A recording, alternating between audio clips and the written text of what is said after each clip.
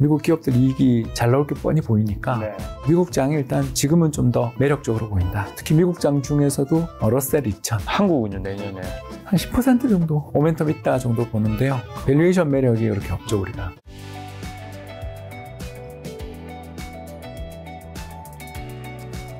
(31년차) 이코노미스트 박사님 이제 올해 다 갔잖아요. 이제 올해도 이제 점검하고 이제 내년 전망을 하기 전에 가장 중요한 이제 며칠 전에 바로 이번 주에 FOMC가 있었잖아요. 맞아요. FOMC의 또 해석이 다 다를 수 있으니까요. FOMC 일단 결과는 어떻게 나왔고 박사님은 그걸 어떻게 좀 해석하시나요? 파월 멘트들. 예, 저는 쇼크였어요. 저는 그렇게 팬 서비스, 립 서비스 해줄 줄 몰랐어요. 네. 왜냐하면 그 직전에 발표됐던 미국 소비자 물가가 내용이 좀 안 좋았어요. 뭐죠? 휘발유 가격 이런 게 많이 빠져가지고 인플레이션율 자체는 3.1까지 떨어졌고 12월에 더 떨어질 것 같은데 2% 볼 것 같아요. 그런데 근원 인플레는 굉장히 또 이게 떨어지고 있거든요. 이렇게 근원 인플레가 떨어지는 이유가 뭐냐 하면 결국은 미국의 집세 물가, 그러니까 주택 가격과 월세 이 둘을 더해서 집세라고 할 수 있는데 이거 미국의 소비자 물가의 한 40% 가까이 되거든요. 근데 이거를 뺀 미국 소비자 물가가 얼마인지 아세요? 1.4%. 그러니까 이걸 거꾸로 이야기하면 얘는 6% 이상 나왔다라는 거죠. 한마디로 말해서 집세 물가는 전혀 잡히지 않는 상태에서 나머지 물가들이 죄다 빠지는 거죠. 그러니까 이 연준 입장에서 인플레를 잡은 것 같긴 한데 뭔가 이거 왜 이러지? 이렇게 생각할 수 있는 정도 데이터인데 그걸 그렇게 또 비둘기파적인 그죠? 내년에 뭐 금리 인하해 줄 걸 거의 확정하는 듯한 인상하자는 사람은 이제 다 사라지고 이런 것들이 나오는 걸 보고서 이게 또 연준이 뭐 이렇게 이야기해 준 건 참 시장 입장에서는 좋은 일인데 너무 좀 또 빵빠레를 일찍 올리는 거 아닌가. 특히 미국의 집세 물가가 반등의 여지도 저는 좀 있다고 보니까 이런 면에서 좀 쇼크였죠. 이 사람들 왜 이러나 내가 모르는 뭐가 있나 뭐 그런 생각하게 되는 거죠. 지금 그러면 금리 인하 언제부터 어느 정도 있는 거죠? 저는 점도표 그 예상대로라면 내년에 3번, 4번. 그렇죠. 예, 그러니까 그 후년에 또 5번. 또 예, 그렇죠. 그래서 한 3%대까지 쭉 내리는 걸로 되어 있는데 물론 그러면 좋은데 지금 자기들이 되게 중시한다라는 아무튼 근원 인플레가 4%인데 저게 2%대까지 떨어지려면 하세월 같아 보이는데 그렇게 금리를 인하를 팍팍 해줄 것인가에 대해서 저는 좀 의구심을 가지고 있었는데 아무튼 점도표는 그렇게 나오니까 지표랑 점도표랑 이번에 좀 다르네. 이 사람들 왜 이러지? 이런 생각을 가지니까 쇼크. 그래서 저 같은 경우는 이제 채권에 대해서는 좀 약간 이제 너무 랠리가 심하니까 채권 랠리가 너무 강하게 나왔으니까 채권에 대해서는 이제 조금 보수적으로 보자 쪽의 입장을 갖고 있는 게 연준이 또 언제 변심할지 모른다. 우리가 연준한테 한두 번 나간 게 아니니까 이 사람들 너무 믿지 마라 쪽에 생각을 가지고 주식은 계속 좋게 보는데 채권은 이제 좀 수익이 크게 났으니까 조금 저는 뭐 비중 좀 중립 정도. 그동안은 계속 이걸 저는 비중 확대 의견이었다면 지금은 좀 중립 정도 의견입니다. 주신이 좋게 얘기하신다 하셔서 한국이랑 미국 증시 지금은 어떻게 좀 보고 계시고 내년 어떻게 보세요? 우리는 아직 금융장세고 미국은 실적장세 들어간 것 같은데요. 우리보다 미국이 더 좋습니다. 어쩔 수가 없죠. 뭐 우리는 미국 경기 좋아지고 난 다음 좋아지는 나라니까 이게 좀 채찍의 끝에 있다고 제가 맨날 하는 건데 채찍의 손잡이가 조금만 흔들려도 채찍의 끝이 요동치잖아요. 그렇죠. 그런 것처럼 선진국 경기가 좀 좋아지고 나면 그게 이제 파동을 타고 우리한테 오는데 아직 우리는 파동은 좀 안 온 것 같고 대신 이제 미국 경기 특히 소비 지표들이 지금 이번에 소매 판매도 잘 나왔잖아요. 이런 것들을 종합해 보면 뭐 미국 장이 일단 지금은 좀 더 매력적으로 보인다. 밸류에이션 리스크 있다 그러지만 미국 기업들 이익이 잘 나올 게 뻔히 보이니까 그러면 별로 밸류에이션 리스크 없잖아요. 사실은 이익만 잘 나오면요 뭐 그렇죠.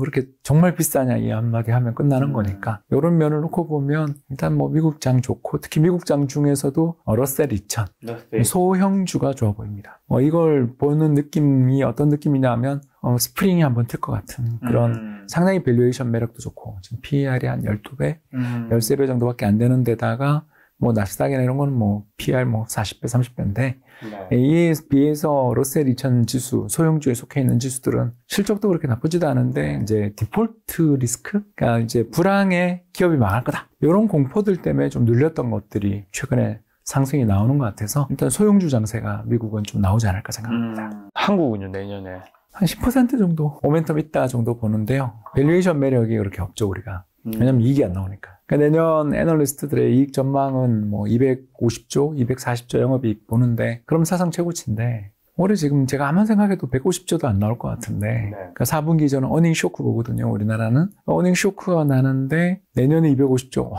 그러면 뭐 70% 60% 이상 증가하는 거 아닌가요? 이익이 증가해야 되는데 저는 못할 것 같거든요. 왜냐하면 너무 좀 낙관적인 전망이다. 네, 그렇기 때문에 우리나라는 실적 전망을 좀 미스할 가능성이 있고 미국은 거기는 비트할 가능성이 높고 그러면 네. 미국이 연말장 특히 내년 초에 있는 어닝 시즌에 미국이 더 매력 있지 한국은 그렇게 매력 있겠나 좀 쇼크 나는 데들이 저는 좀 있지 않겠나 생각하는 거죠. 미국의 실적 장세고 미국을 내년 좋게 보시면서 러셀 2000 얘기해 주셨는데 그럼 미국 주식 중에 특히나 좀 좋게 보시는 그건 잘 모르겠어요. 네. 모르는 게 뭐 미국 기업들까지 일일이 제가 공부를 못하니까 네. 근데 이제 다만 들을 수 있는 거는 여기는 제 저기 운목까지 올라오는 것 같은 그러니까 순환매 이게 이제 2022년에는 에너지 네. 올해는 매그니피센트 7 하고 이제 내년에는 경기 민감주들까지도 네. 뭐 주택 기업들 이런 거 많이 올랐지만 네. 문제 이런 쪽으로도 지금 시장이 순환매가 날 여지가 있는 그런 시장 같아 보여가지고요. 그래서 매그니피센트도 뭐 세븐도 당연히 좋겠죠. 좋은데 그 소외된 기업들의 반란이 나는 그래서 내년은 아마 액티브 매니저들이 수익이 크게 나는 해가 아니겠나. 그 종목 잘 잡는 사람들이 네. 내년에 좋은 해가 미국에 나오지 않을까 생각하는 게 일단 그게 게임 체인저들이 좀 보여요. 그래서 이번에 특히 사이언스지의 표지가 네. 바로 그 위고비였어요. 그게 뭐냐면 GLP-1이라고 부르는 네. 혁신적인 다이어트 제제 있지 않습니까? 예, 우리나라에서는 싹센다가 나와 있고 이제 미국에서 지금 매진 열풍 중이라 아직은 우리나라는 못 나오는데 내년에 이제 위고비가 나오면 이게 게임 체인저가 되거든요. 이 게임 체인저가 되는 위고비가 GLP-1이라는 합성 물질, 호르몬 물질인데요. 이 호르몬 물질이 이제 1년 정도 지난 다음에 몸무게를 평균 15% 정도 그리고 일라일리에서 개발한 마운자로나 그 뒤에 후속 모델은 22% 정도를 줄여줄 뿐만 아니라 그 뒤에 다이어트 이후에 요요 반응도 상당히 억제하는 그뿐만 아니라 알코올 중독이나 약물 중독에게까지도 혜택이 있는 것으로 나오는 거의 게임 체인저 물질이 나왔어요. 그리고 이게 사이언스지에서 검증됐다라고 나온 거죠. 그러니까 비만에 대한 약이 나왔다. 이제 처방이 나왔다. 그러니까 사람의 인내심의 문제로 비만해지는 거라는 식의 공격은 이제 우리는 잘못이었다라는 자기 반성까지 담고 있는 장문의 기사를 냈더라고요. 네. 이런 거 보면 확실히 또 바이오도 한번 물이 들어올 수 있는 미국은 바이오가 되게 안 좋았잖아요. 화이저라든가 또 몇 개 회사들이 최근에 사실 좀 실적이 되게 안 좋았거든요. 네. 그런 거에 비해서 내년은 확실히 GLP-1을 비롯한 네. 바이오의 시대에 대한 기대도 해볼 수 있으니까 네. 매그니피센트 7에 사실 바이오 없잖아요. 그런 거에 이제 기존 주도주들 말고 다른 주도주들 쪽으로 미국 쪽에서는 확산의 가능성이 있지 않나. 미국에서는 일단 바이오를 좀 봐야 되는 거 아닌가 그렇게 생각합니다. 소외받았던 종목들이 좀 이제 다시 키높이를 맞추기 위해서 올라온 부분도 있어요. 키높이 더 넘어서지 않을까. 거긴 포텐이 이제 대신에 음식료주들이 굉장히 고생하겠죠 이제. 왜 그러냐면 이제 담배랑 술 그리고 청량음료를 끊는데도 도움된대요 이게. 왜 여기에 딱 벌써 코카콜라부터 알트리아 그렇지 않습니까? 뭐부터 필립 모리스 엄청 나오죠 지금. 그러니까 리스트가 지금 제가 뭐 굳이 이야기를 안 해서 그렇지 이런 엄청난 리스트들에 있는 기업들이 이제 이걸 타격받게 되거든요. 그러니까 다이어트에 성공하면서 지나고 봤더니 코카콜라도 끊는다, 펩시도 끊는다라면 또 예를 들어서 맥도날드도 끊는다라면 이게 충격이 클 수 있죠. 그래서 미국 내에서는 그동안 잘 버티고 실적도 좋았던 식음료, 음식료주들보다는 만약 이 흐름이 계속된다면 다른 업종으로의 순환을 생각해 볼 수 있는 것 같아요. 근데 지금 바이오 얘기해 주셨는데 사실 바이오랑 금리랑도 또 관련이 많잖아요. 내년에 금리 인하가 어쨌든 3번 점도표에 따르면 뭐 그 후로는 5번 정도 예정되어 있으니까 이 금리 인하가 바이오의 그 상승을 좀 도울 수도 있겠네요. 예, 바이오주가 일단 되게 투자를 많이 하거든요. 이것도 성장주에 들어가요. 그러니까요. 예, 그래서 성장주 중에서 제일 좀 힘든 성장주들이 바로 사실 바이오테크 성장주들이 되게 많이 망해요. 네. 사실 우리도 많이 망하죠. 근데 미국도 굉장히 많이 망하고 또 M&A 되고 그러거든요. 그런 걸 생각하면 금리 좀 떨어지고 정크본드 스프레드 좀 줄면 이것도 함께 테마로 볼 수 있겠네요. 좋은 포인트 같습니다. 그러면 내년에 어쨌든 금리 인하 시작되는 건 뭐 시장도 그렇고 연준도 그렇고 다 거의 확실하잖아요. 그렇죠. 3월이냐 5월이냐 그러니까 시기의 문제인 거지. 예. 금리 인하 시작하면 지금의 투자법과 좀 다르게 해야 되는 게 있는 건가요? 아무래도 우리는 금융장세. 우리나라는 지금 펀더멘탈은 아직은 안 좋으니까 미국보다는 안 좋으니까 우리는 좀 유동성 장세 이런 걸 기대해 볼 수 있는 거죠. 그래서 유동성 장세라는 건 결국 정책 테마 이런 게 있어서 특히 내년 4월에 우리 뭐 머니 트렌드 썼지만 내년 4월 총선 이야기도 하면서 그렇죠. 부동산 관련돼서 어떤 제도 변화들이 나올 것인가 이런 거 이야기도 한 적 있었잖아요. 그런 것처럼 뭐 우리도 그런 쪽에서 생각해 보면 건설 쪽 테마들도 한번 생각해 볼 필요가 있을 거고요.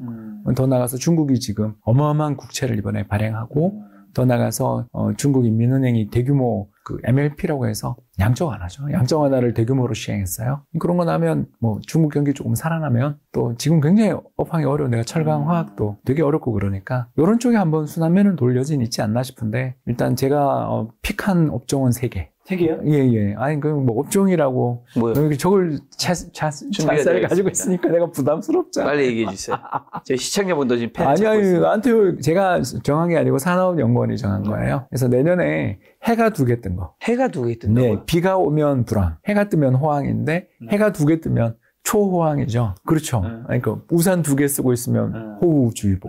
이렇게 되지 않아요? 아, 그렇죠. 예, 그래서 이제 산업에 대한 업황 전망을 하는데 세계 산업을 해를 2개 그려놨더라고요. 뭐요? 몇십 년 만에 본 것 같아요. 첫 번째가 반도체고요. 두 번째가 조선.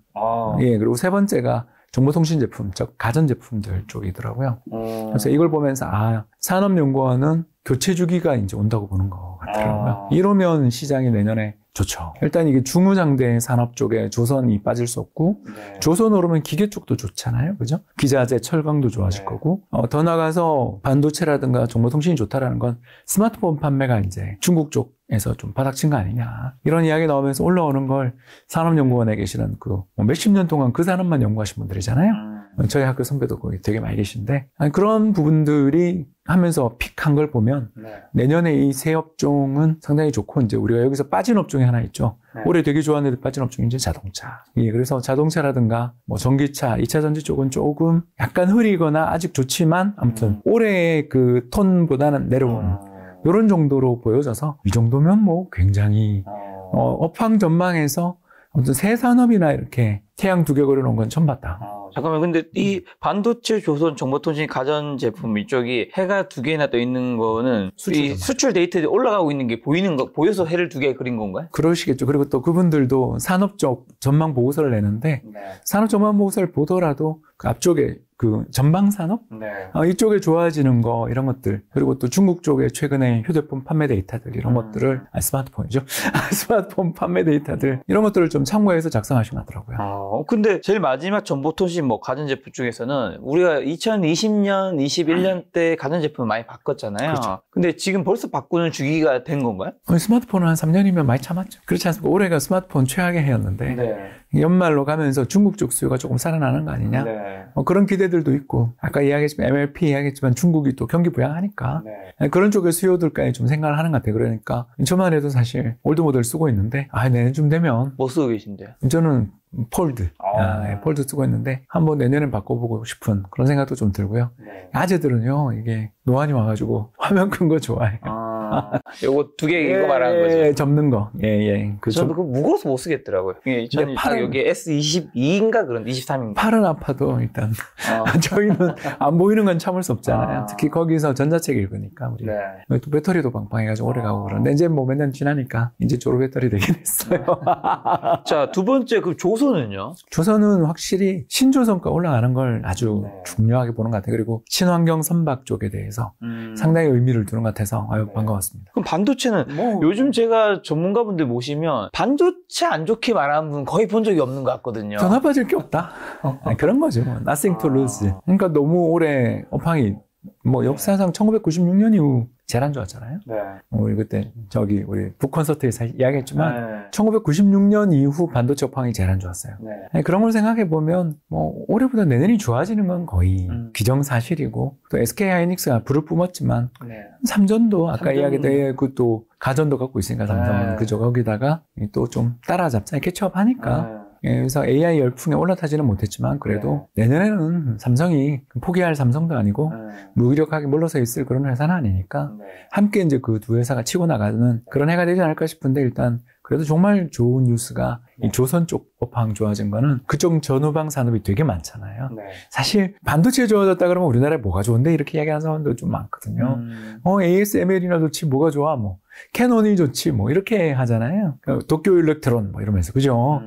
그런 거에 비하면 우리 조선기자재 쪽은 확실히 메이드 인 코리아 비중이 높고 또 이쪽 관련돼 있는 사람들의 숫자도 엄청나게 많으니까 이쪽에 대해서 아마 좀 기대들이 커가는 것 같습니다. 그럼 박사님 2024년에 뭐 개인 투자자분들이 유망 섹터나 사야 한다는 좀 종목 큰 거로는 이 세 가지에서 안에서 사야 된다고 보시겠네요. 아니, 빼놓지 말자. 아니 자기 좋아하는 엣지 있는 종목이야 얼마든지 더 있을 수 있는데 저는 이게 이제 매크로 입장에서는 마음 편한 종목이다.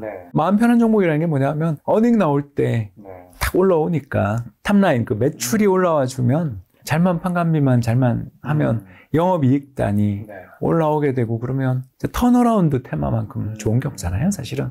그런 턴어라운드 테마들의 조선이 좀 들어갈 수 있는 것 같고 또 가전도 사실 뭐 지금 텔레비전은 이제 중국의 공세에 밀려서 이제 우리나라 기업들이 상당히 어려움을 겪고 있을 것으로 보이지만 어차피 그 시장 그렇게 마진 큰 시장은 아니었으니까 더 중요한 스마트폰이 있으니까 그쪽 시장에서 우리가 또 잘해 나가면 되지 않을까 생각합니다. 그러면 이제 내년 금리 인하하면 그 사실 이번에 연준 발표 이후로 네이버 카카오도 굉장히 며칠 동안 급등했잖아요. 아이고 인터넷 기업들이 내년은 괜찮을까요? 잘 모르겠어요. 왜 그러냐 하면 두 회사가 제가 이번 김 작가 TV에 오면서도 예전에 했던 거 한번 살짝 보고 왔거든요. 근데 이게 그 고점에 물린 사람이 많은 업종은 많죠. 그 이야기를 했던 게 또 뜨더라고요. 제가 검색해 보니까. 그러니까 그게 뭐 올라갈 때마다 5만 원, 6만 원 뚫을 있으니까. 때는 좋은데 그거야 뭐 절대 저가니까. 그런데 이제 어떤 큰 그 중요한 네크라인이라고 그러잖아요. 바닥에서 이제 헤드 앤 숄더를 만들고 올라올 때 거리랑 붙여가지고 탁 튀기 위해서는 뭔가 개인 자금의 머니 무브 이런 게 필요한데 아직은 좀 안 보이잖아요. 그냥 시장이 순환매, 굉장히 짧은 순환매가 지금 사실 2차 전지 이후에 뭐 계속 짧은 순환매 시장에 정치 테마의 시장이지 이게 반도체 몇 개 빼고는 쭉 뻗는 대형주 찾기가 좀 어렵죠.